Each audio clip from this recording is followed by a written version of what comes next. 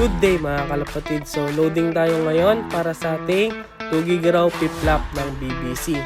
So swerte pa rin tayo mga kalapatids dahil live pa rin yung tatlo natin ibon. Napakaswerte pa rin natin dahil sa 11,000 birds live pa rin tayo. So dyan nga pala tinatanong ako ni Boss Renny Boy kung nakataya ako ng Patibayan 1 para ma-entry yung kalapati natin sa Triple Crown pre-pan race. Yan. So yung black na yan, hindi ko na yan breed guys. Breed na yan ni Boss Youngstown. So subukan lang natin yung mga ibon niya na ilaro. Yan.